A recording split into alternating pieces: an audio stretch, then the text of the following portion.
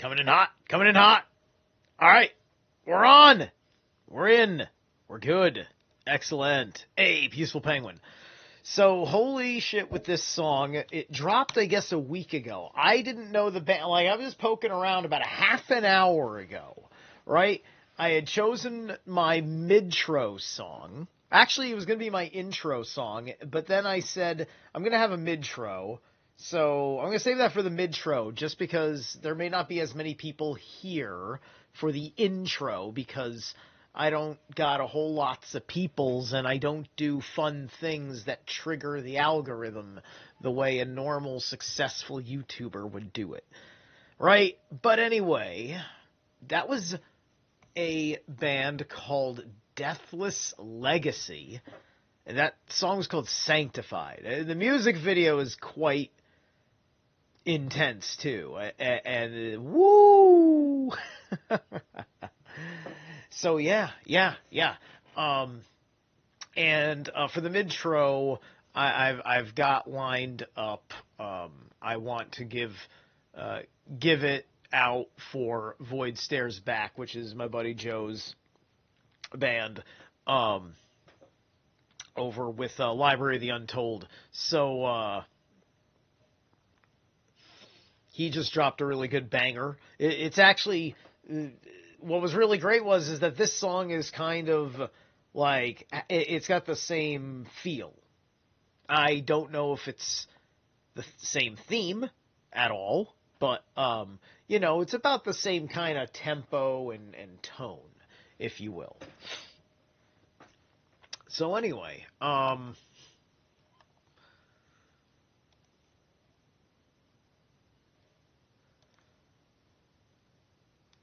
here we are with the sixth door, as we've been running along this little series. Let's center that a little bit better. Let me make sure I'm at the right size.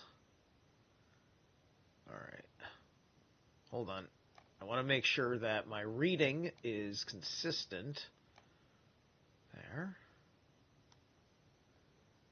Most. There we go. All right, I'm being really retentive.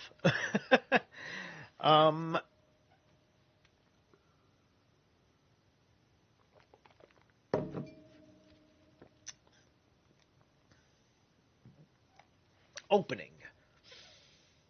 With the completion of the fifth door, you are well on your way to the practical implementations of rune wisdom and rune work in your daily life. The runes will have become a part of your very thought process. Since the runic patterns, the very principles upon which each of the runes is based, have become a part of your thinking, the following exercise might be interesting to carry out at this time. Turn your runic eye, your deepest level of understanding of the principles of the mysteries the rune staves represent to the world and society around you. See what best symbolizes the runic principle for you in contemporary society. An example of this would be the way in which the automobile has assumed the ancient role of the horse, ehwaj, not only in our material culture, but also in the hidden symbolic culture as well. As an expert, create your own system of contemporary rune names to correspond to the ancient system. Reading. For this door, the runer should read the works in Category 6 of the bibliography which have not yet been read.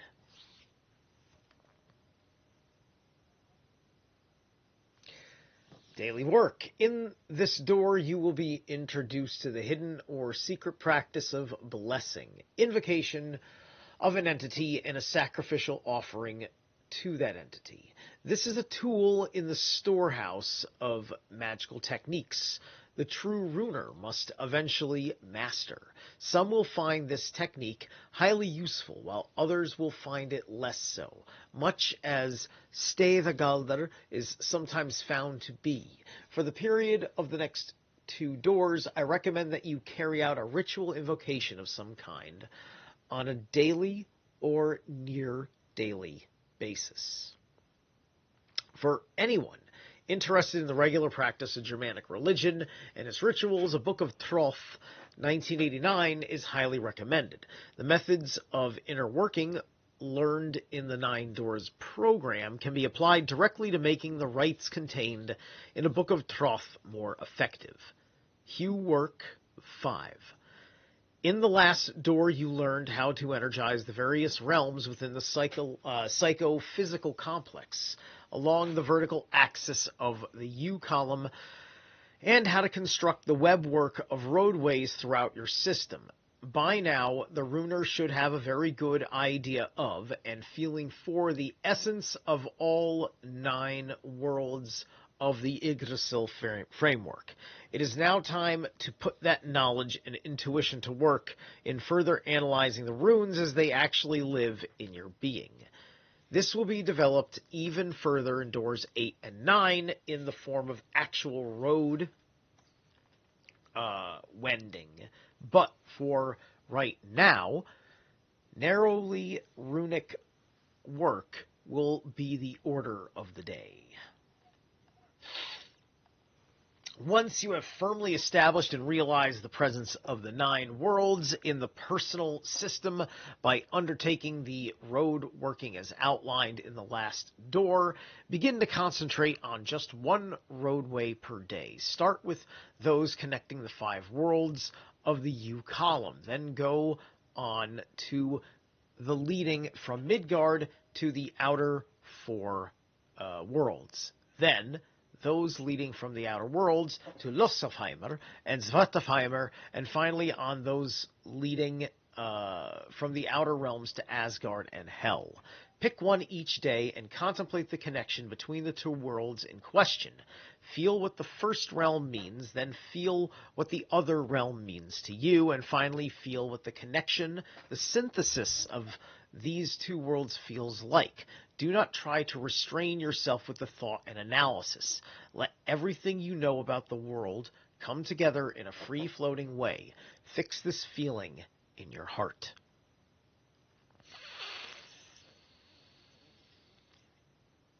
The next step is to see which runes match most closely the feeling you have fixed in your heart, which describes the connection between any 2 worlds. In this way, you will be able to build of a set of correspondences between the 24 runes of the Elder Futhark and the 24 roadways running among the 9 worlds of Yggdrasil. Note the correspondences in your Galder book. Concentrate on just 1 roadway per day. In the 72 days of the door, you will have time to come back to each of the roadways 3 times. After the cycle is completed, you should have a solid set of correspondences. The guild is very much interested in the results of these exercises. If you have ever seen any traditional correspondences between the runes and the paths of Yggdrasil's pattern, these should be ignored for the sake of your own personal work. One way to fix the feelings you have for each of the roadways is to assign a color correspondence to it, and thus to the rune which seems to belong to that pathway. When you fully realize the prismatic splendor of such an array of correspondences, you will perceive for the first time directly what the mystery of the Bifrost Bridge truly is. It is the bridge, the universal linkage between and among all the worlds, symbolized as the rainbow or the electromagnetic spectrum for those who wish to update the eternally true meta-language.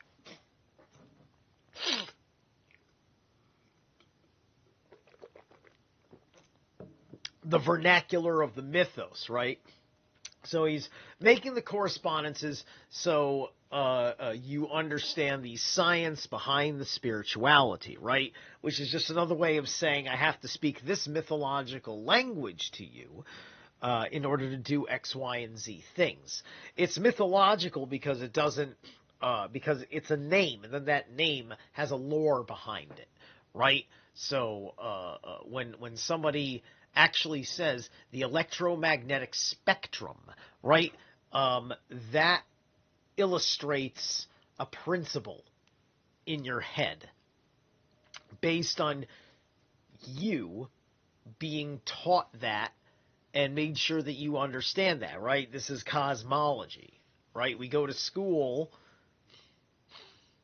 and the people that teach us, right?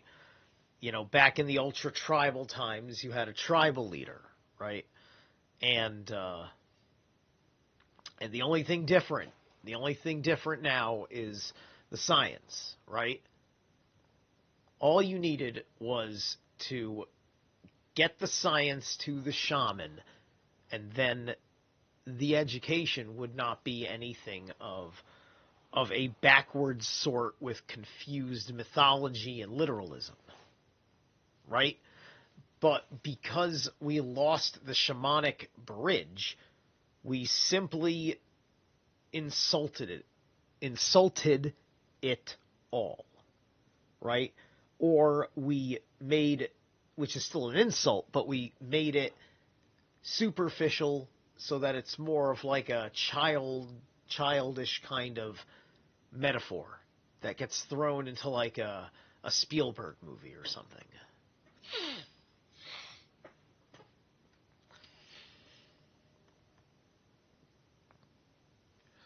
Okay, so note the correspondences in your Galder book. Yeah, concentrate on just one roadway per day. In the 72 days of the door, you will have time to come back to each of the roadways 3 times. After the cycle is completed, you should have a solid set of correspondences. The guild is very much interested in the result of these exercises. If you have ever seen any traditional correspondences between the runes and the paths of Yggdrasil's patterns, these should be ignored for the sake of your own personal work. One way to fix the feelings you have for each of the roadways is to assign a color correspondence to it, and thus to the rune which seems to belong to that pathway. When you fully realize the prismatic splendor of such an array of correspondences, you will perceive for the first time directly what the mystery of the Bifrost Bridge truly is. It is the bridge, the universal linkage between and among all the worlds, symbolized as the rainbow or the electromagnetic spectrum, for those who wish to update the eternally true meta language. Another thing you might want to spend some time contemplating at this point is the way in which the outer sphere or orb creates a subtle connection among all the outermost realms of Asgard, Hel, Jotunheimer, Vanaheimr, Niflheimer, and Muspelheimer. The interconnected among these worlds can only be indirectly intuited, as there are no direct runic keys which link them together. The reality of this orb is symbolically contained in the outer rune ring or rune band, which encircles the orb at its equator. This is the mystery of the Midgard serpent, which encircles and contains the cosmos.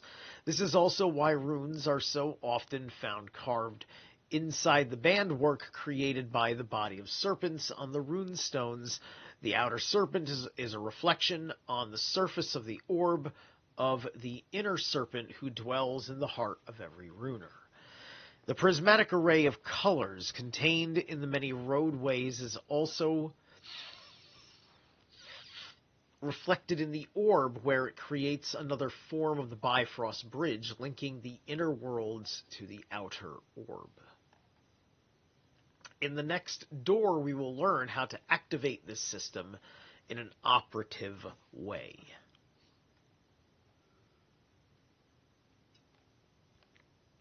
How you guys doing over there? I've been rolling since the end of the intro for probably a good 18 minutes. Or no, more like 13 or something minutes. That song was like 5 minutes long, and then my intro's like a minute, 30 seconds, something like that. perhaps too long. Perhaps I should shorten it.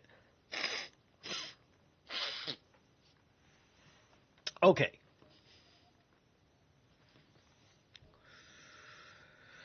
Rune Thinking 6. Now that you have... Hey, what's up, Slick? Now that you have spent more time contemplating individual runes, it is time to move on to similar contemplations of runic combinations. By the way, everybody, go check out Slick was just on with Paranoid American. You can go to his channel and Paranoid's to catch the interview. It's a very cool interview. We talked about our Nosferatu episode yesterday because he kind of gave Paranoid like a really, really solid summary. You really summed it up nicely, dude. Yeah, so everything's pretty exciting in that respect. So, methods developed in the fifth door, contemplation of individual runes, may be applied here as well, but because long groundwork has not necessarily been laid for the outer forms of the combinations outlined here, it will probably be necessary to spend a few moments establishing an outer form for the runic combinations, and from these forms you will be able to enlarge the bound runic stream in a way identical to the way you engage single runic streams. In this door, you will contemplate various natural runic combinations or 2 and 3 rune staves. By natural combinations, I mean that their bond is suggested in the very structure of the Futhark itself. Such combinations would be those made by taking every rune in paired sequences through the Futhark. F plus U, Th plus A, Raith plus Kens, etc. The pair made by the division of the Futhark into 2 rows of 12 laid side by side. See rune lore. The pairs made by the runes complementing each other when in the complete Futhark rune ring as shown in figure 6.1. So yeah, so that's your basic Futhark running ring. In some occasions, you'll see Dagaz at the end instead of Othala because some rune stones have Dagaz at the end. But it seems that most of the oldest confirmable ones had Othala at the end, and so some people like it that way. I'm a guy who likes Othala at the end.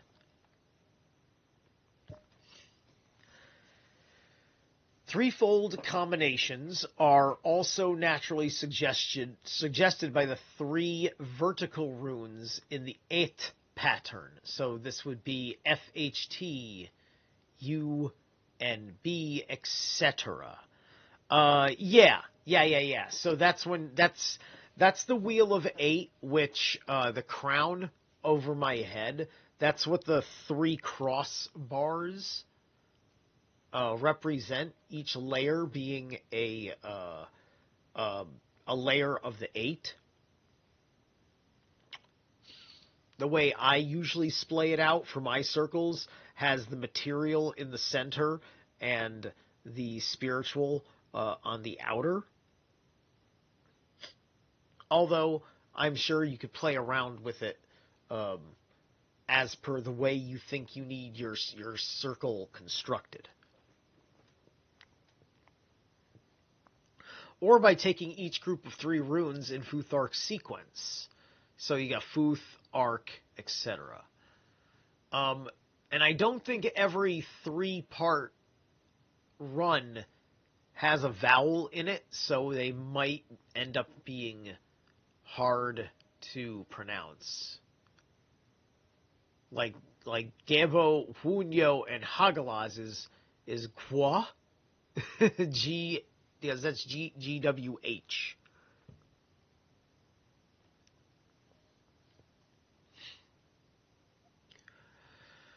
These are just a few of the most obvious and therefore basically meaningful combinations you might want to investigate from an inner perspective.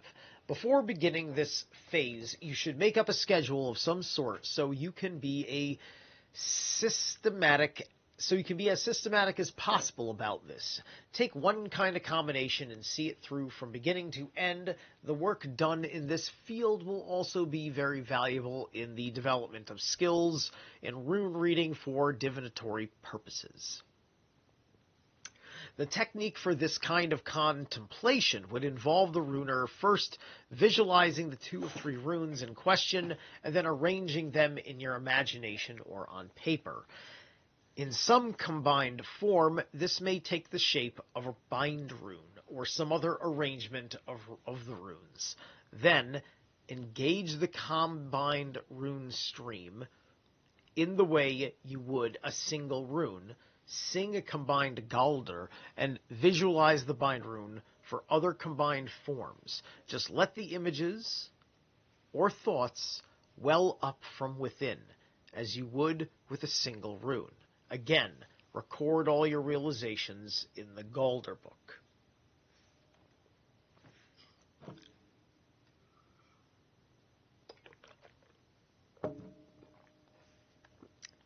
Stæða Work 6. The foundations of Stæða Galdr are now fully laid.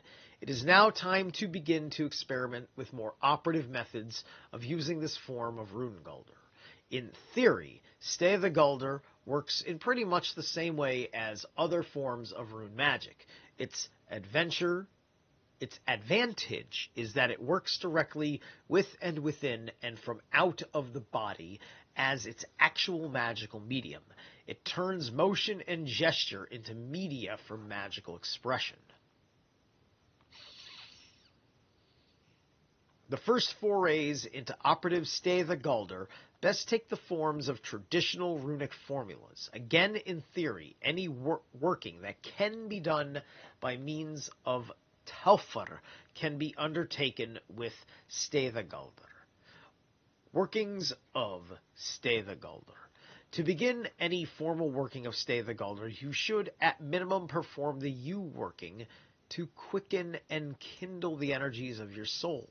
However, you might want to perform all of the preparatory work you would do in the working of a formal act of Talfar magic. The only difference is that instead of carving the runes into wood with your knife or ritster, you carve them directly into the fabric of the objective universe with your gesture and motions. The performance of the Galdrs or incantations are virtually the same in both forms. The traditional formulas of Ahlu, Lakos, Ehwaz, Luhwatua, etc. provide the framework for the first experiments in operative Stæða Galdr. The runer should, after making any ritual preparations he or she finds necessary to the working, perform the standing of each rune in sequence of the chosen formula. If the Ahlu formula has been chosen, the A rune standing should be performed, complete with the Galdr of the rune. Then the runer smoothly moves into the L rune posture and sings the Galdr of the rune. And finally the runer moves into the U rune posture and sings the Galdr of that stave. This process can be repeated as often as the runer feels is necessary until the full effect of the formula can be felt to have clicked in. One of the main reasons why we strongly suggest that the runer use the traditional runic formula in various initial experiments in operative runic techniques is that you will gain a deep sense for how the rune should feel, and thus you will be able to tell for yourself when you have truly engaged the runic streams. Besides, the traditional formulas will give you a deeper insight and experience in the oldest and most basic forms of runic magic than any free-form approach might give.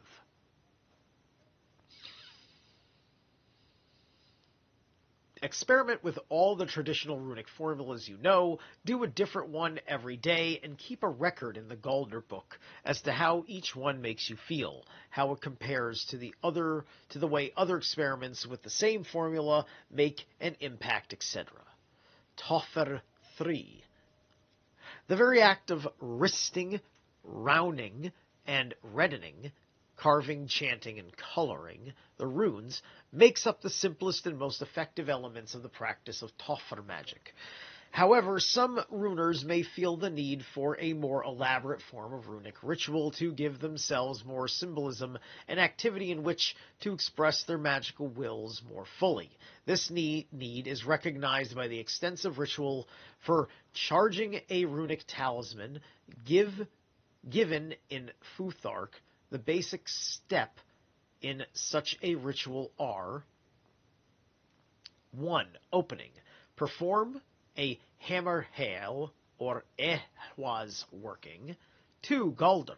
Sing the form of the rune song Galdr, relevant to the working before the beginning, the drawing or carving. In the case of the single rune, this would be the rune name and the Galdr of the rune. Resting, or the carving.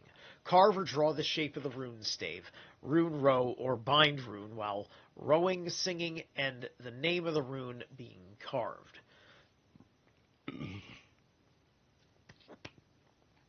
4. Reddening, or coloring. Paint or inlay the carved shapes with pigment of other coloring. Red is always the preferred color. It's the preferred color because usually runes were charged by blood over intent. Alright, so blot in context to a blood over intent ritual, which is only to be done with your own blood. Period.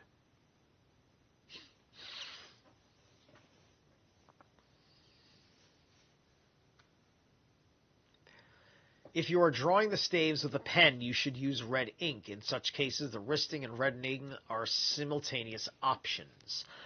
5. Hiding or enclosure. Cover the talismanic object with a black cloth and bind it 9 times around with a string or thong.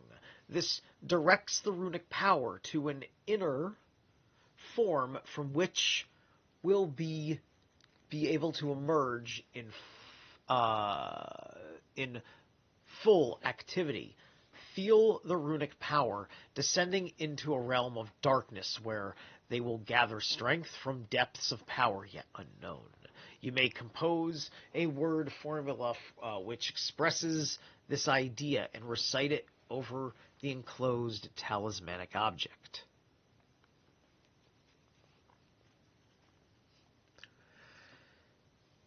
Birth or emergence. Unbind and uncover the object and feel the great outrush of power as it is given birth in the world of objective reality. Again, speak words that illustrate the fact of the birth of the Thorsson in the world where it will do its work. 7. Naming. This is an optional step. If you want the Thorsson to have a long-term effect, you may want to reinforce the fact that this is a living magical entity and one with its own orlog, or giving it a name as you would a newborn child. Pass the Thorsson over a flame 3 times and sprinkle it with water as you pronounce the chosen name over it.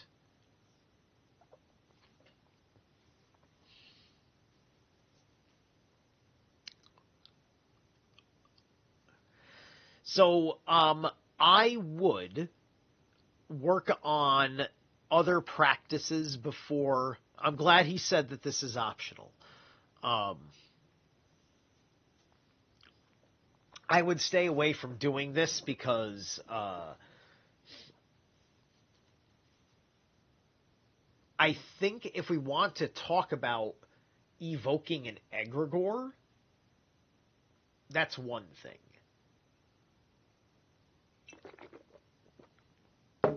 But I think that if we're going to do that,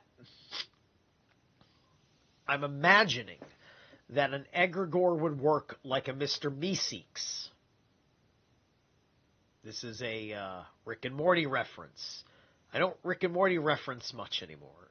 It's not exactly where my cosmology is at anymore. But anyway, But Mr. Meeseeks is a great allegory of kind of like, you've got a intended egregore, an egregore summoned of intent, and it doesn't need to have an existential crisis. It wants to get to. It almost has a nihilistic desire to help you out, serve its purpose, and cease to exist. It literally wants to cease to exist, so it harasses you until you dismiss it by letting it fulfill its purpose. So, that can go horribly wrong if you realize that you were under the spells of cognitive dissonance at the time that you summoned the fucking thing. So, know yourself before you start making contracts with your own inner psyche. Okay. 8. Loading or charge. Now, you state in clear and certain what the fate and mission of the Tofr is to be. At this time, also visualize the end results of the magical operation. See them as already completed. In the grammar of the loading, you might also want to put all the verbs in the past tense to re-emphasize this point. Oh, but however, if you already naturally have good spirits in your service because you've already got relationships with your Fafilia or your spirit guides or whatever hot sauce you're supposed to be dabbing, you could task them with it. They're your friends. There's inherent trust. They actually have your highest and greatest good at hand. So, know yourself. Know the spirits that you do not have to evoke. That's the key here, right? Or invoke, excuse me. It's the spirits you don't have to invoke. Those are the ones. And when you know yourself, you have your defenses. You'll do just fine, and you will have great allies. You still have to have your wisdom, but you'll have great allies.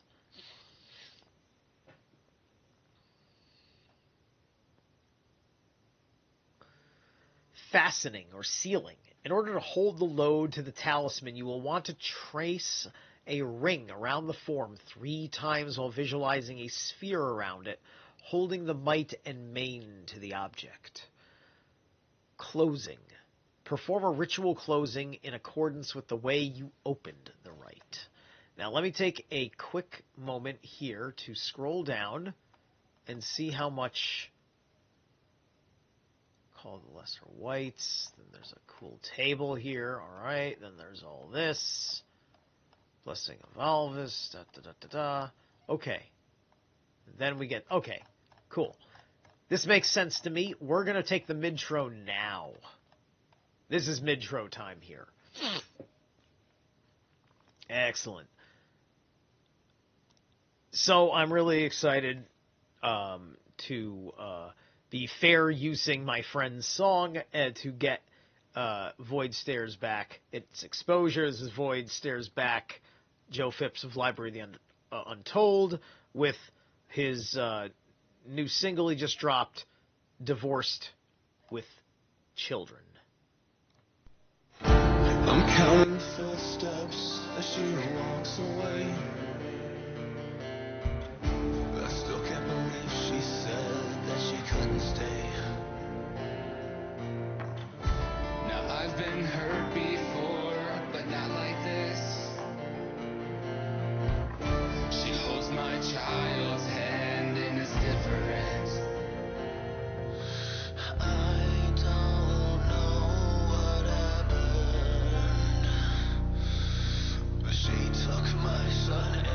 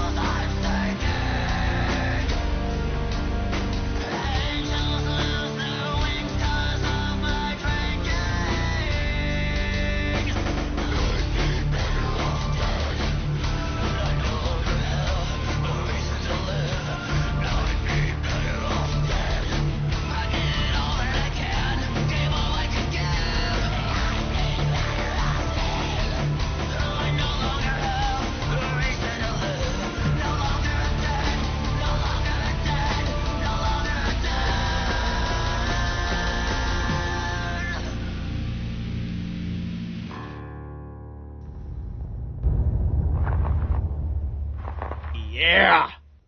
How hot was that?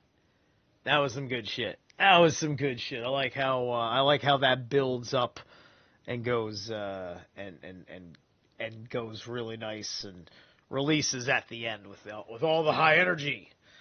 So that's Void Stares Back, Divorced with Children by Joe Phipps, the mastermind of Library of the Untold. Anyway, let's jump back to Inner Tofferwork. Hope you guys are doing all right. Don't forget to like, share, and subscribe. And I got 7 likes and 2 concurrent viewers. So I'm glad whoever couldn't stay dropped a like before you left. If you catch this later, glad I was able to get the compliment out to be heard. Anyway, Inner Tofferwork.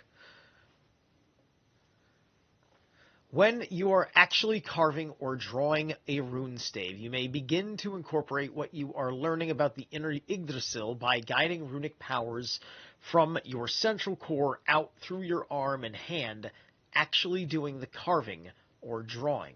Fundamental to this is an understanding of the runic physiology presented in the 5th door. Begin by using the same technique you have learned to use in singing and sending the runes. Formulate the runic power in your center and project it out through your arm and hand, through the rister or other tool, and into the object you are carving or drawing on.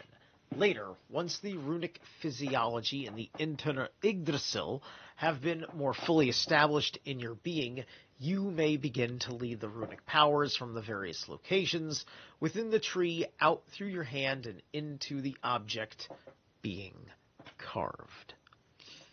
Galdr 4. Galdr work has now almost become second nature for you. The runes have begun to sing and hum in the very core of your being. The mysteries are coming alive within you. Before going on to operate magical work that is highly personalized to you, it is the best course to realize and activate the ancient rune songs that have come down to us in the body of runic inscriptions. When you sing these Galdrs, sing them with absolute attention to each of the individual runes that make up the formula. Treat each one as if it were the only rune in your mind at the time. At that moment, only that runer exists. When the rune is resynthesized as the entire formula is put together. As an example of how this work is done, I will outline the procedure with the Alu formula. As you already know, Alu is an ancient word for magical and inspirational power, which became attached to the ritual substance, sometimes used to raise this power, ale. As runers, we can drink the ale of inspiration by runic means alone. Right? So, yeah, ale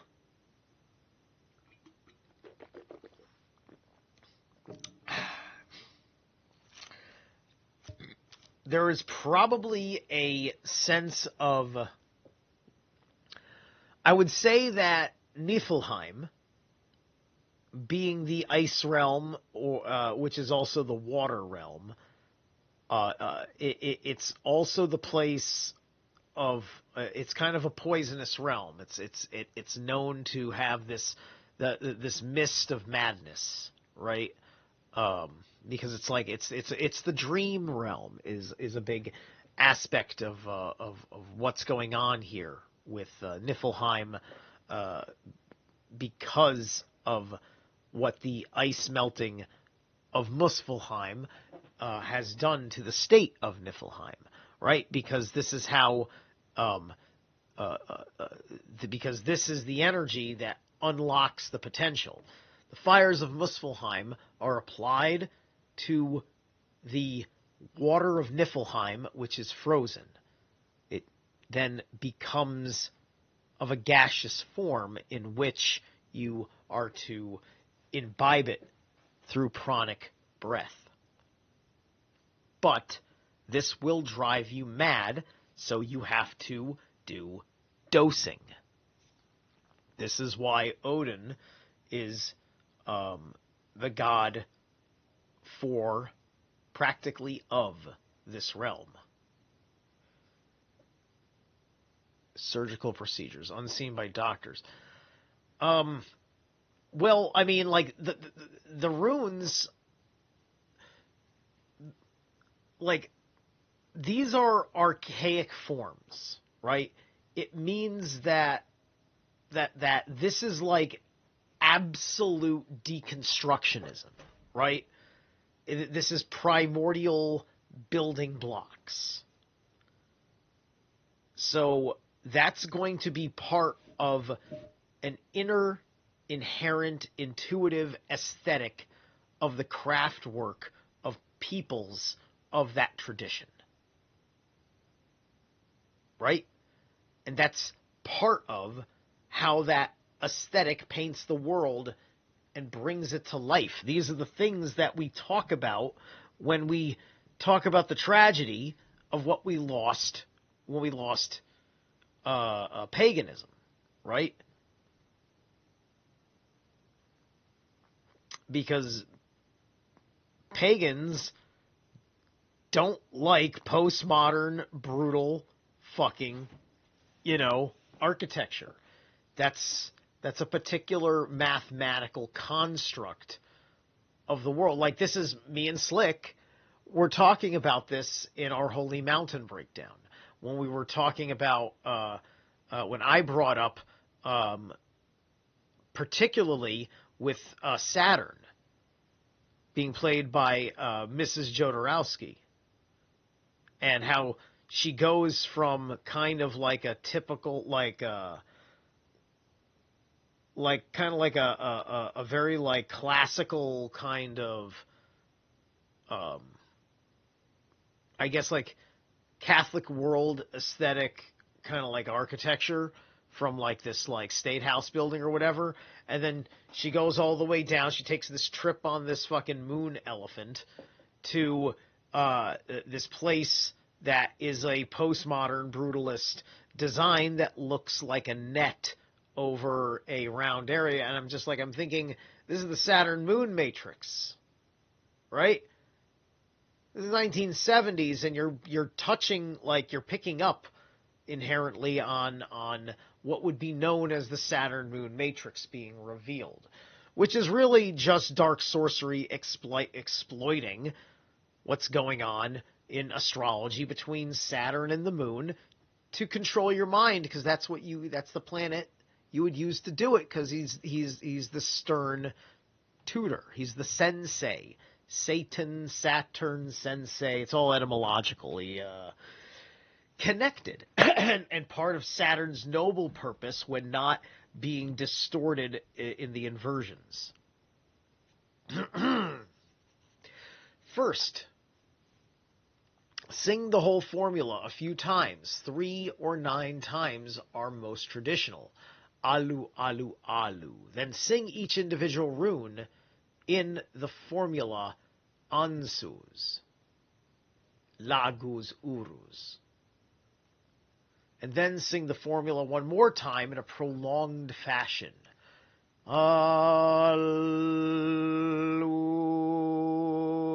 When you sing the introductory series, let your mind settle on the meaning of the whole formula.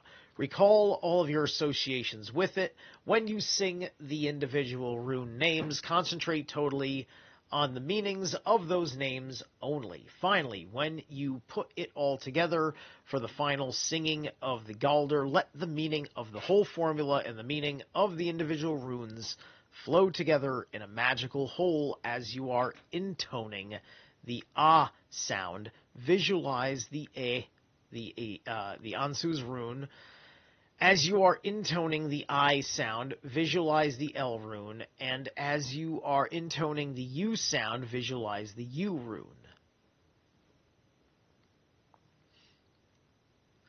Sometimes I wish, like, why don't you just say the Ur rune or something like that? Because it's you know, it's not you, it's Ur.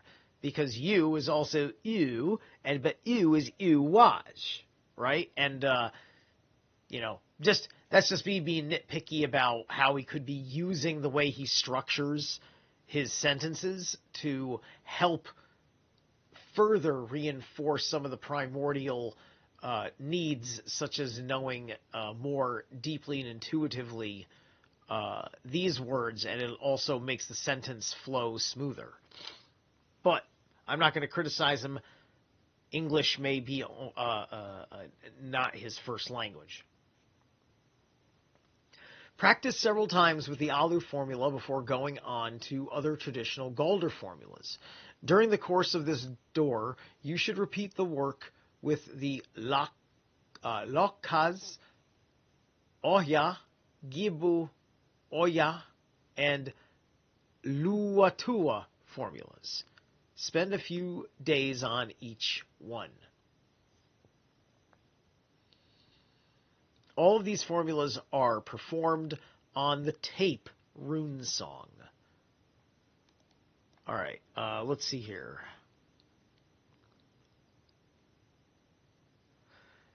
Paracelsus has a fascinating battlefield wound attending pamphlet. I looked up the prefix hylo, derived from the term for wood, but used to refer to matter as in subject matter, but I can't unsee the anagram of holy. Okay, so hylo, gotcha.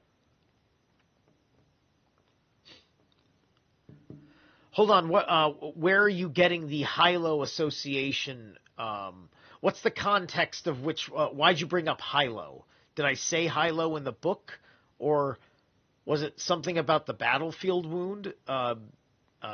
Give me a little bit more about the hylo for me, because I'm not paying attention, right?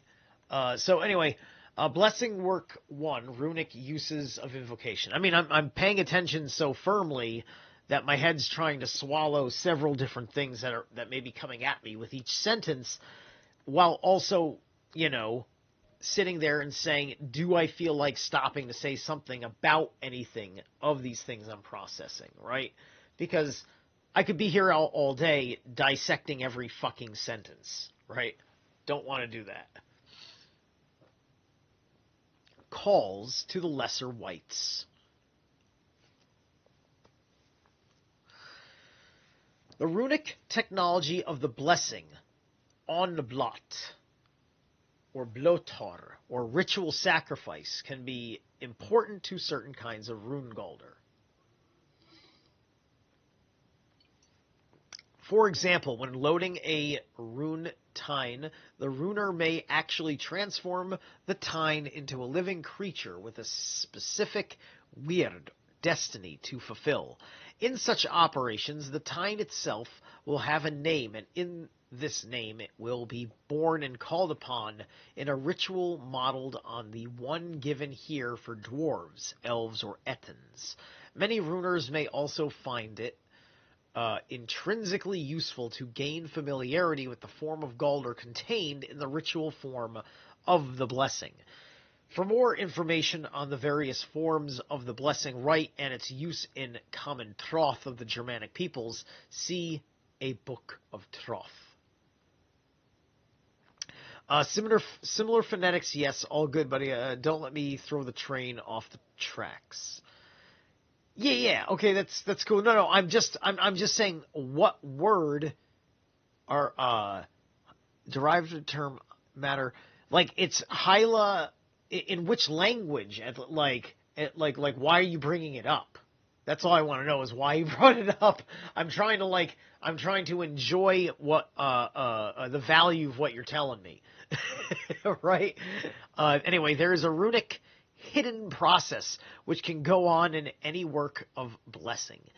In order for the Galdr to work as well as it possibly can. The runer must approach this rite and its actions with the utmost powers of concentration and visualization. The words you speak are Galders. The action you perform are stay the Galders in motion. The process of an internal runic one symbolized in external actions and words. To perform a ritual blessing, the runer will need a hero or altar, a blessing bowl, preferably wooden, and if the rite is performed indoor, an auxiliary bowl, a horn, or other drinking vessel, a sprig of evergreen, and some form of liquid drink. For the drink, mead or ale are most traditional, but other forms may be substituted. These items are to be arranged as shown in figure 6.2. Right? 1, 2, 3. So these are 4 items here. I would go...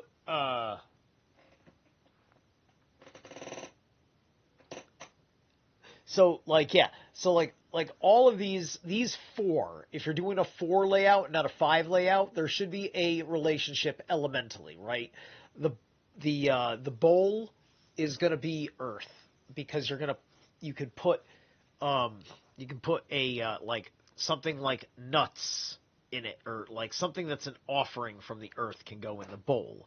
The bottle can be for water, because you can put a liquid to be used in the ritual, often for self-imbibement after the proper words have been said. The horn can be for air as a wind instrument,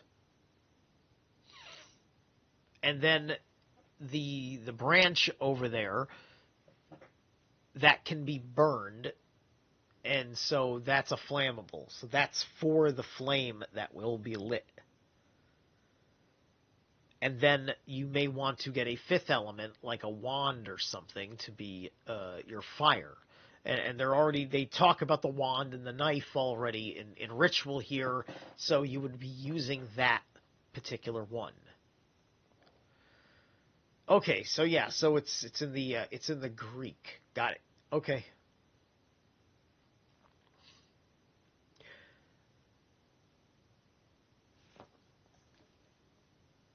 Anyway, okay, so the hero arrangement for a ritual blessing. The inner process is essential to the working of the blessing as a form of Galder. This inner process is illustrated in figure 6.3.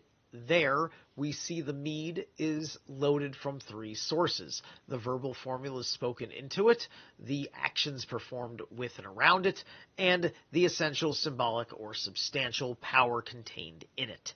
This latter source is especially strong when traditional forms of liquid, especially those which have been brewed for expressly magical purposes, are used. This power is channeled through the horn or other drinking vessel, wherein it is loaded with further mytho-magical powers through the formulas spoken and actions performed. From the horn, the power is split into one stream, flowing into and throughout the being of the runer and other participants. Well, the Rider-Waite Magician card is there to show you the primordial alchemical principles, right? You are to bring to your table, which represents your working. It is, your table is your bank. Just go look at what the word for the bank and the word for tables or in ancient Egypt and shit. You'll see what I'm talking about. Manly P. Hall talks about this shit. So anyway, you bring to your table your craft tools, right? Everything to work with all the elements. Oh, it's like there's this argument that we work with electricity as fire, but no, I think sometimes we're not working with fire, but we are working with the ether. But that doesn't mean we shouldn't have the fire, right? But we kind of take sometimes fire and ether and kind of interplay with them so we can pretend we can substitute one for the other. But no, that's the card is just making that tell. It's telling you that, you have to be doing something that this card is showing you. If you see yourself, if you identify yourself as a magus.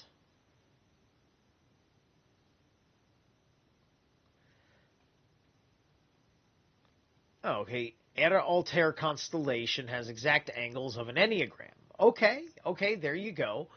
And as we all know, it was an enneagram round table that was at the end of the Holy Mountain.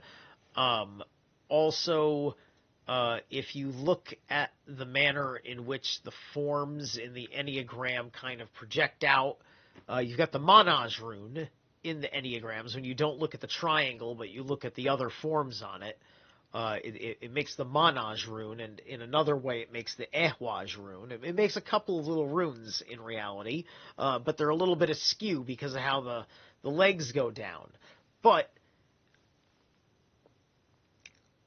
I just said legs, right? And that's my point, is that the form is a little bit like a non-Euclidean table. Right, with the way it has that kind of, right?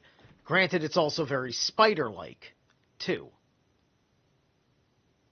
So anyway, that's the idea, is that you're bringing the whole, you're contributing all of the whole of your alchemical principles to put them together, right?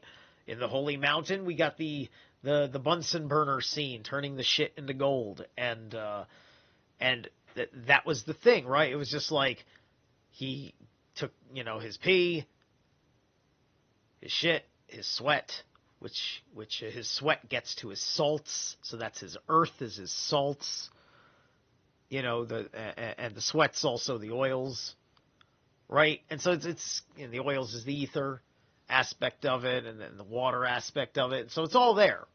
It's all there, getting turned up and getting burnt into his shit and getting and transmuting it into gold. Right? So this is what we're working with.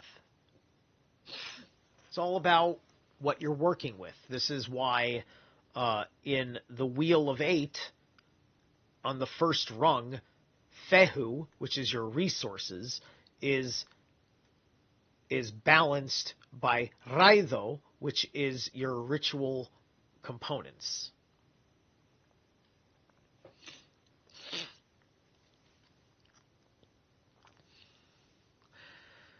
The inner process is essential to working of the blessing as a form of Galder. The inner process is illustrated in Figure 6.3. There we see that the mead is loaded from 3 sources. The verbal formula is spoken into it, the actions performed with and around it, and the essential symbolic or substantial power contained in it. This latter source is especially strong when traditional forms of liquid, especially those which have been brewed for expressly magical purposes, are used. This power is... Where did I put my cup? I'm very confused. Literally put it on the ground. Okay, there we go. This power is channeled through the horn or other drinking vessel, wherein it is loaded with further mytho-magical powers through the formulas spoken and actions performed. From the horn, power is split into one stream flowing into and throughout the being of the runer and other participants. And it's another stream flowing into the blessing bowl standing on the harrow. The power directed into the inner being of the runer empowered the subjective universe, while that directed into the bowl on the harrow is being prepared for continuing work in the objective universe outside the runer. From the bowl, the power is divided into 2 points. 1, to hollow the runer and the world, and 2, to act as a gift or sacrifice to the entity in being invoked in the rite. Well, so, you were talking about hyla, meaning wood, but also holy. But then we also have hollow, like hollowed grounds. However, we're also talking about to hollow out the inside of something. And there's a certain magic about hollowed out trees.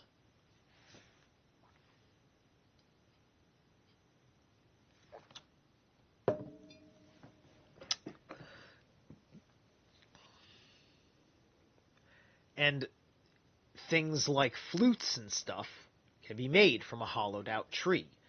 The magic of acoustics is one particular thing. The power is split into one... this power is channeled through the horn and other drinking vessels, where in it is loaded with further mythomagical powers. From the horn, the power is split into one stream, flowing into and through the being of the runer and other participants, and into another stream flowing into the blessing bowl standing on the harrow. The power directed into the inner being of...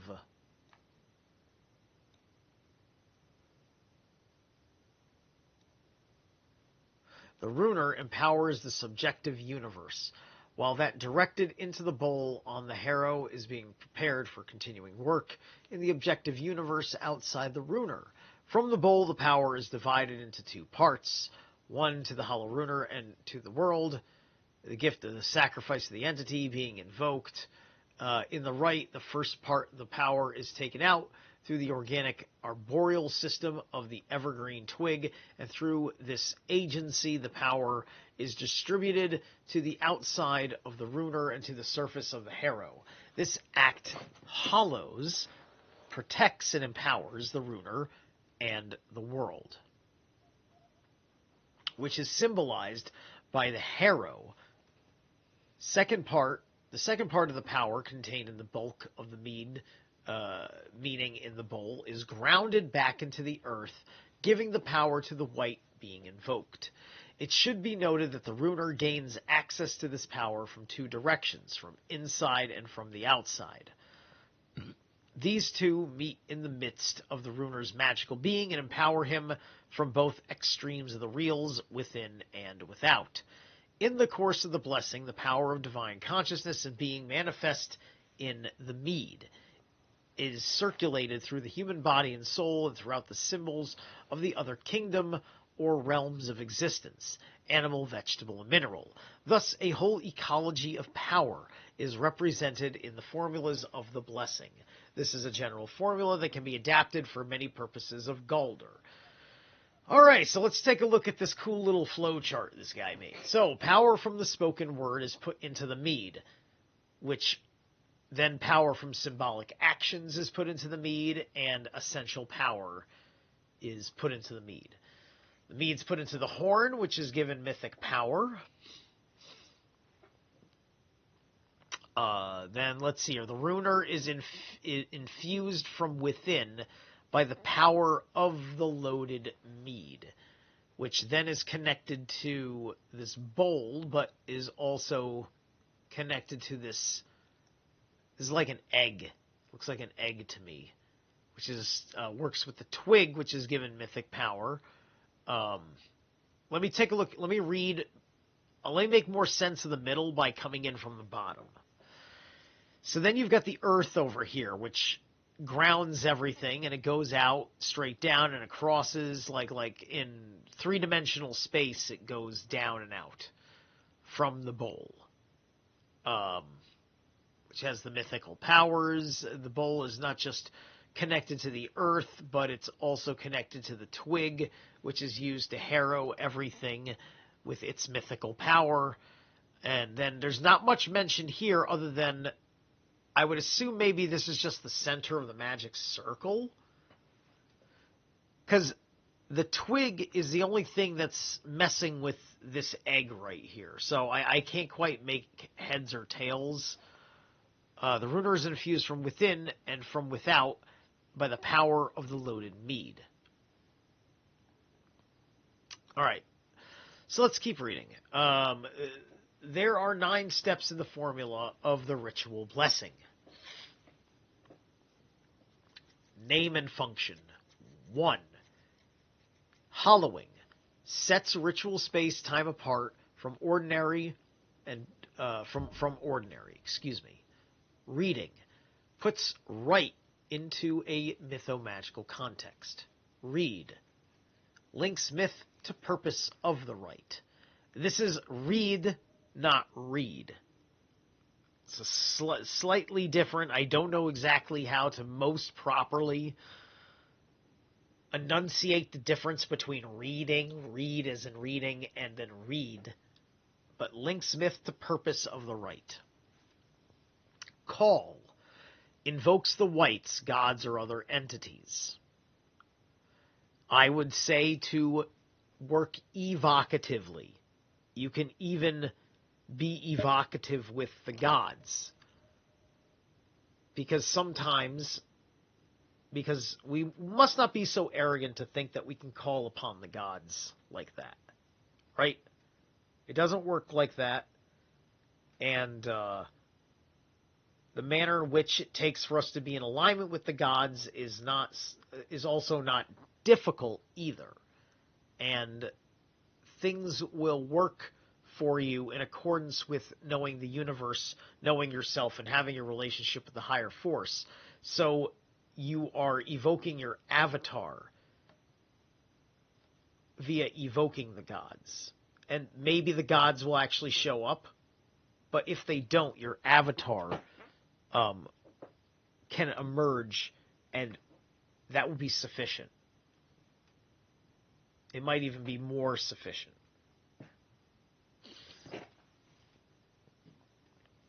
5. Loading. Charges drink with power. 6. Drinking. Circulates power within. 7. I'm going to say bestow, bestowing, to circulate power without. See how that works? Think about that. He's because obviously this is written in English. I don't know how he wrote, what word he's using then. I don't know if he's using a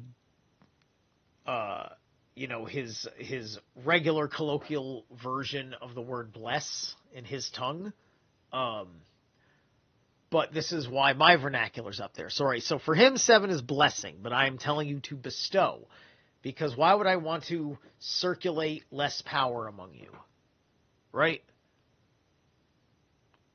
Or even to take power away from me when I don't have to do that. I don't have to have less power to give you more power. I can just give you more power because I can replenish mine. But that's not anything more than a one-time situation. Because like Spider-Man, everybody gets one. Giving, number 8. Sends part of power to the invoked or evoked entity. 9. Leaving. Declares the work done. Return to ordinary. Okay, so before I continue further, let me just get a sense of how much more there is to read. 2, 3. Okay, that's not much. Let's keep going.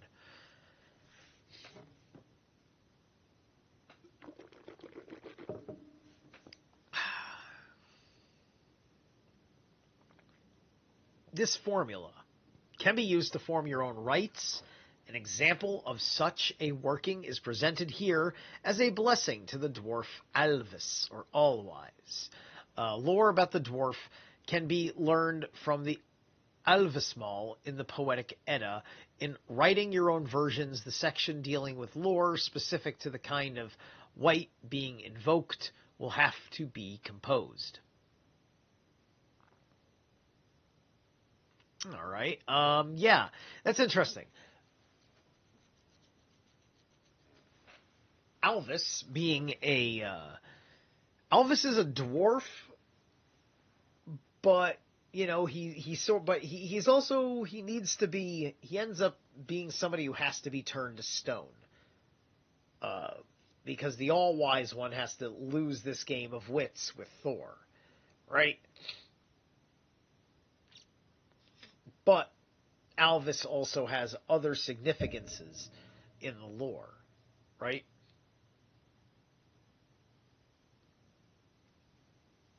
So my recommendation is just to remember that Alvis is a dwarf and get a deep understanding of what you're doing and dealing with dwarves, which are a form of fae folk, a form of elf, if you will.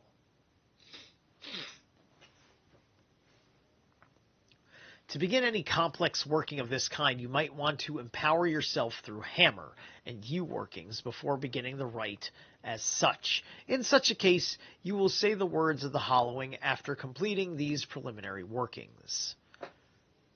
A blessing of Alvis. 1. Hollowing. Perform a hammer elwaj working, then say, I hallow this harrow to the wisdom of Alvis, through the might and main of the deep halls of the earth. This stead is warded. Reading. To read this Alvis Mal from the Poetic Edda, after which sink into period of silent meditation on the meaning of the poem. Read.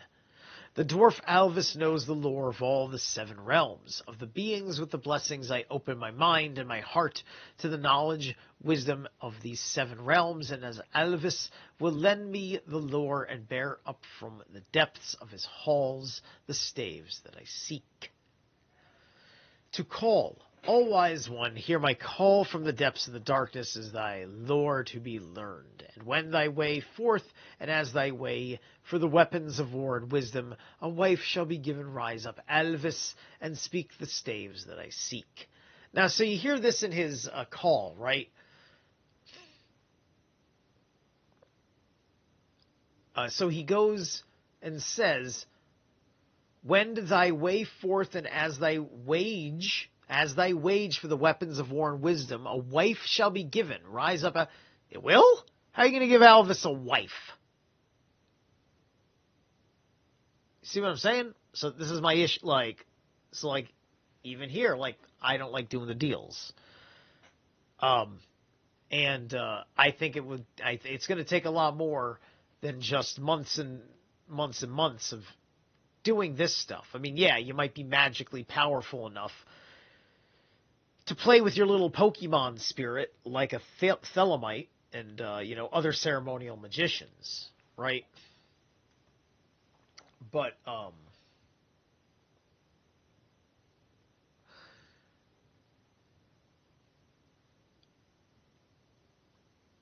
Alvis is a character in the mythos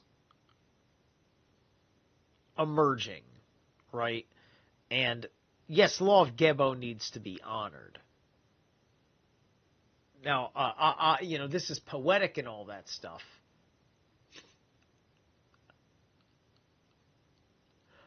However,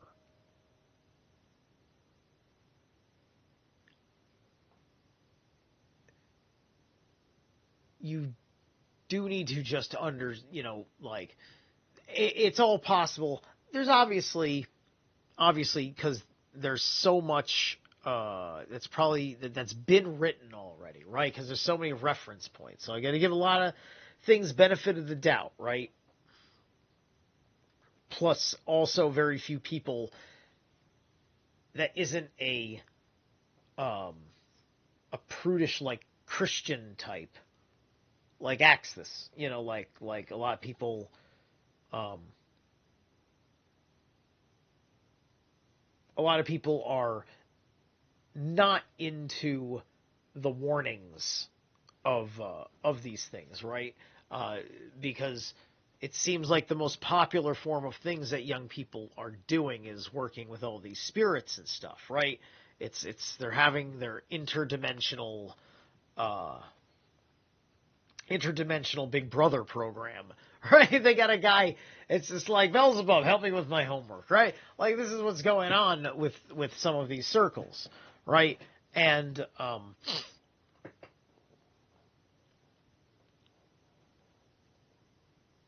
they like what's going on for them, right?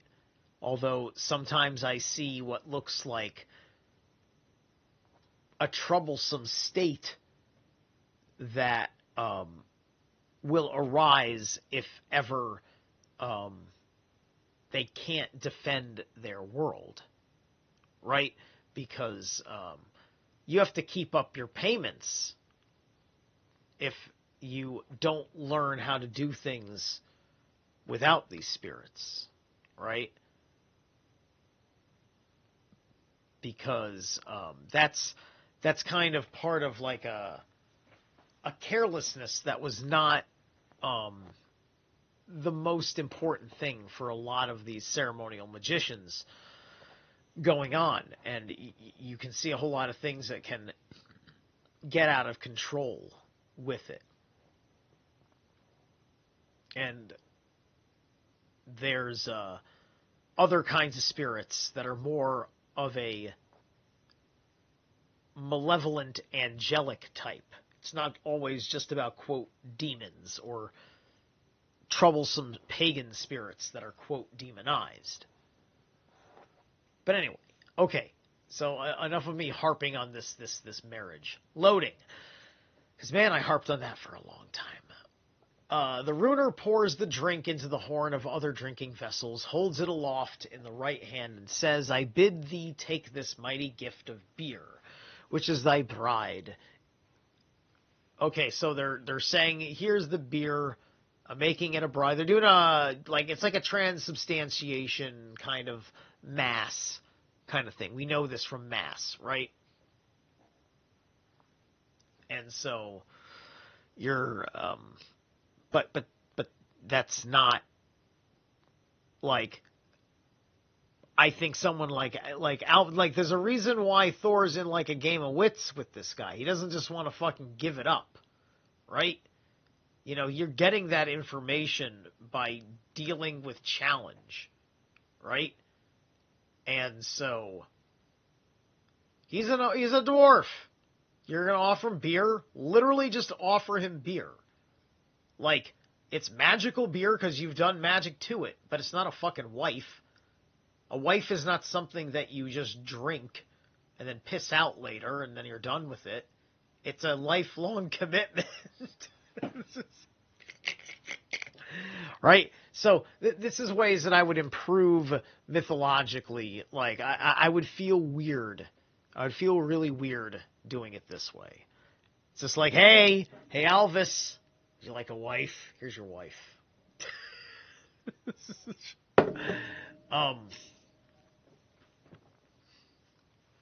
Okay. Spell the name Alvis and the rim of the horn and crown and then name it into the liquid. This concludes the loading process. Now half of the liquid is drunk from the horn in 3 swallows. 7. The bestowment. I'm changing it. The rest of the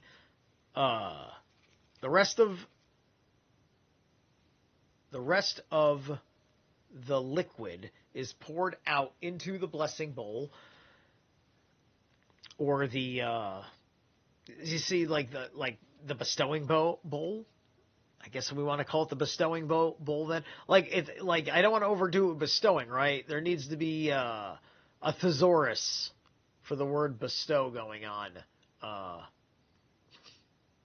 But anyway, on the harrow, the liquid is stirred 9 times with the evergreen sprig and the harrow, and the runer is sprinkled with the words, the wisdom of the all-wise one upon me and the world. 8. The giving. The liquid is poured out of the blessing bowl into the ground to the north of the harrow, or into the auxiliary bowl to the west of the harrow. If the rite is performed indoors, as the liquid is poured, the runer says to Alvis and all the dwarves below. To Alvis and all the dwarves below. Thank you. All right. So anyway, 9, leaving. In the Elhaz say, thus the work has been wrought, the wisdom of all-wise has come my way. So,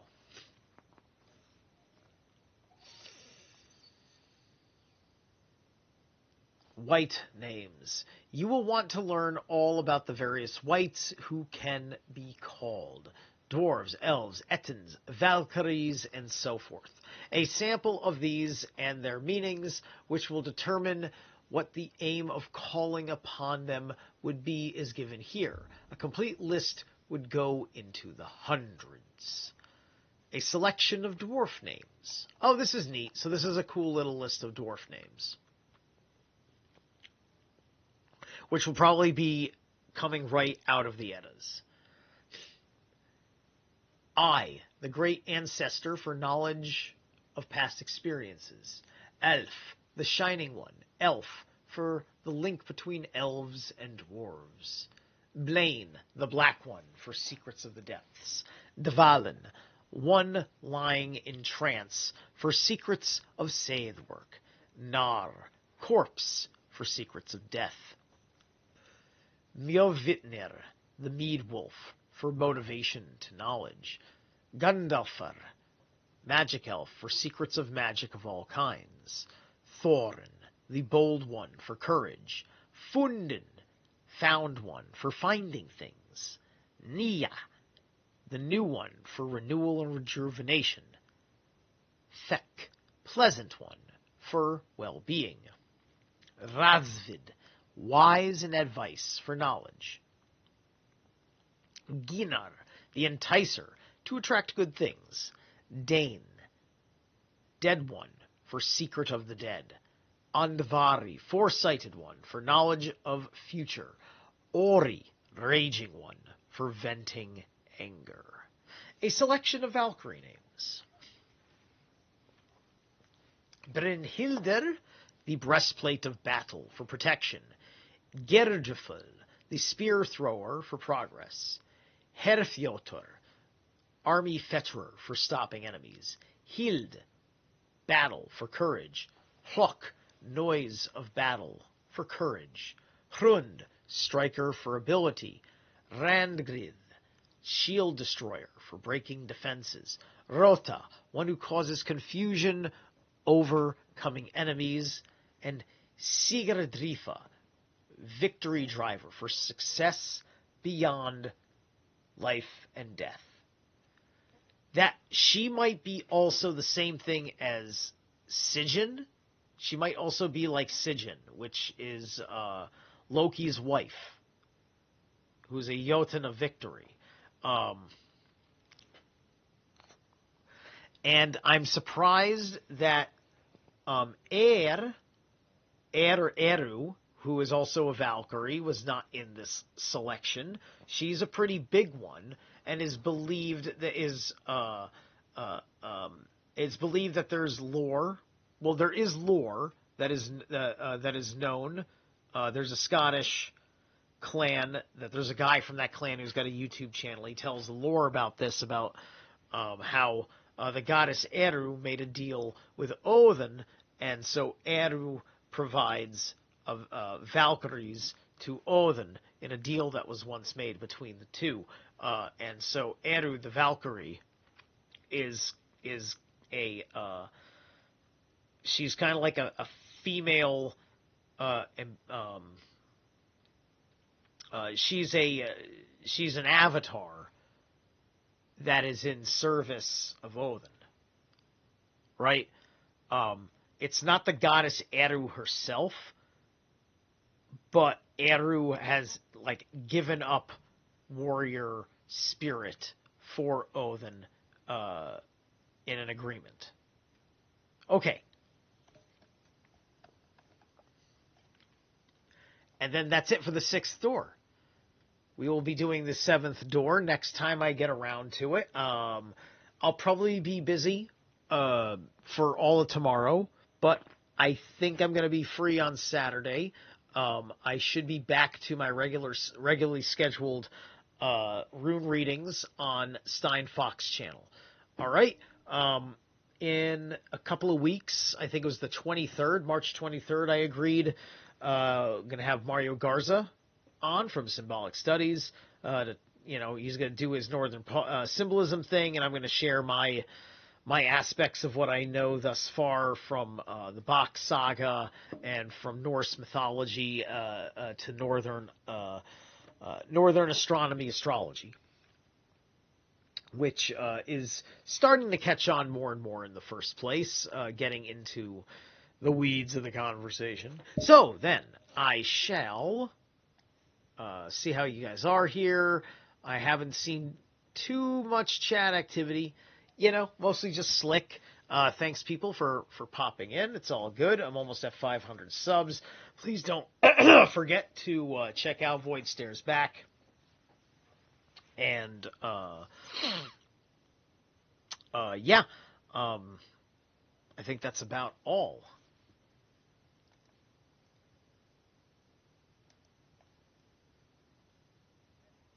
So I'm going to let you guys go. Have a killer night.